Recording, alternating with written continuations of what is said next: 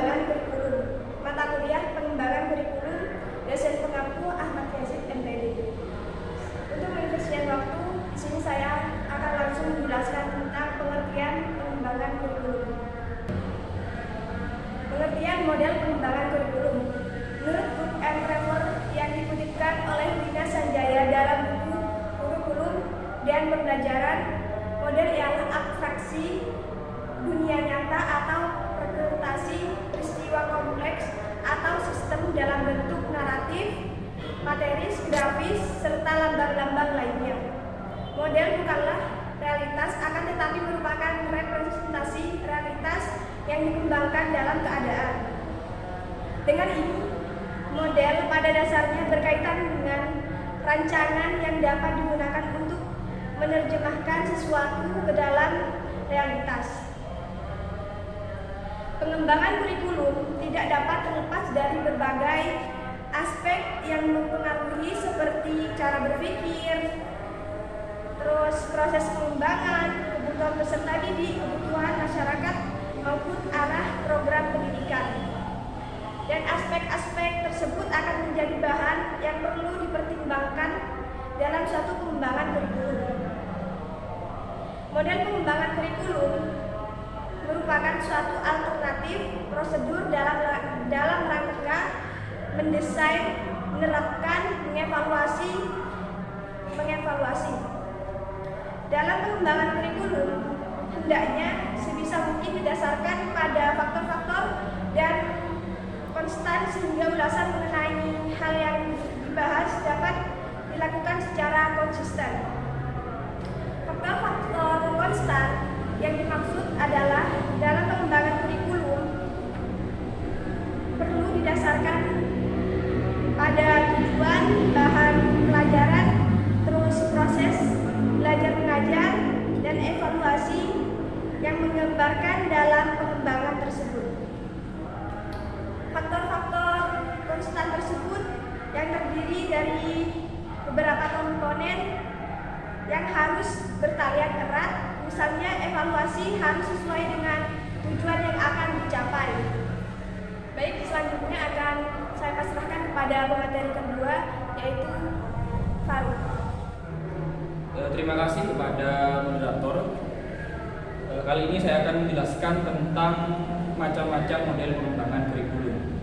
Karena tadi sudah sempat disinggung tentang pengertian model pengembangan kurikulum, maka kali ini saya akan menjelaskan tentang macam-macam model pengembangan kurikulum.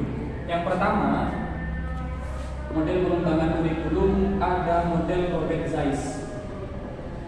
Model Robert Zeiss. Nah, Robert Zeiss ini adalah ahli kurikulum yang banyak mengemukakan ide-idenya sekitar tahun 1976. Nah, Zeiss ini mengemukakan 8 model pengembangan kurikulum.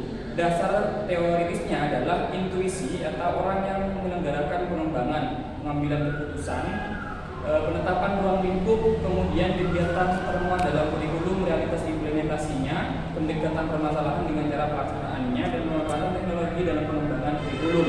Nah, model tersebut ini juga dibagi sebagai berikut. Yang pertama ada model administrasi. Model administrasi.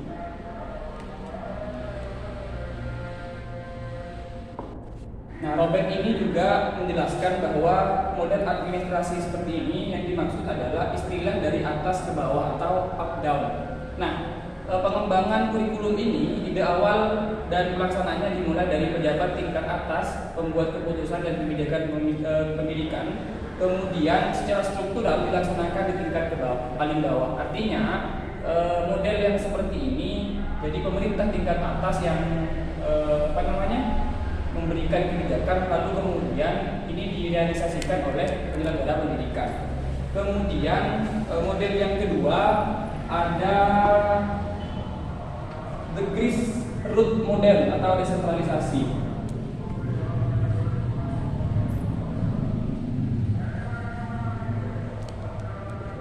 Model pengembangan pengembangan kurikulum model ini adalah kebalikan dari model administrasi. Inisiatif pengembangan kurikulum dalam model ini berada di tangan guru-guru sebagai pelaksana kurikulum sekolah, baik pada level ruang kelas maupun pada level sekolah. Nah, ini adalah kebalikan dari model kurikulum yang tadi, yang model administrasi. Kenapa? Karena kalau yang tadi itu penyelenggara pendidikan ini yang di bagian bawah. Kemudian kalau di the grassroots model ini adalah tupoksi awal, tupoksi utama adalah penyelenggara pendidikan paling bawah ini yang berperan serta dalam pelaksanaan kurikulum di sekolah. Jadi seperti itu. Level paling bawah ini yang menjadi pelaksana kurikulum. Kemudian ada model terbalik. Yang ketiga ada model terbalik.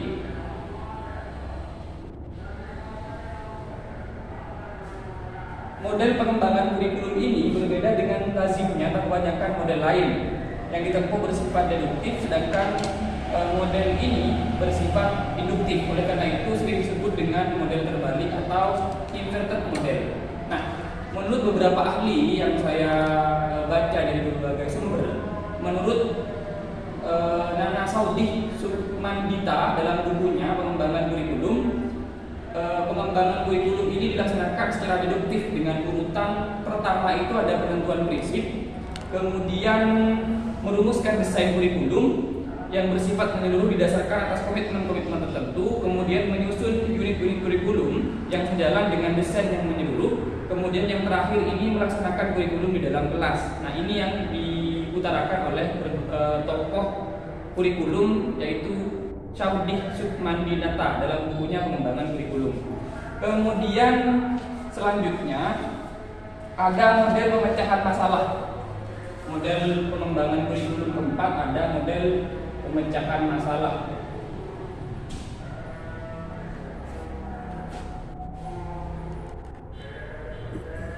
Nah, model pemecahan masalah ini didasarkan pada asumsi bahwa perkembangan kurikulum merupakan perubahan sosial.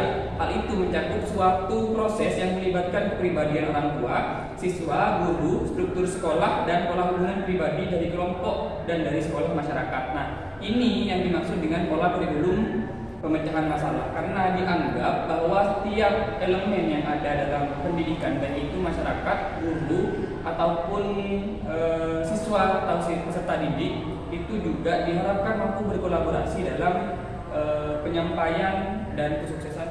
Mungkin itu saja yang dapat saya sampaikan, kurang lebihnya mohon maaf. Saya kembalikan lagi kepada moderator. Baik, terima kasih kepada pemateri kedua. Langsung saja saya pasrahkan kepada pemateri ketiga, Ahmad Faisal Amin. Baik, terima kasih terhadap moderator. Di sini saya akan menjelaskan lagi atau menganalisis kembali terhadap model-model pengembangan kurikulum. Ada 3 faktor yang menyebabkan kurikulum itu digunakan.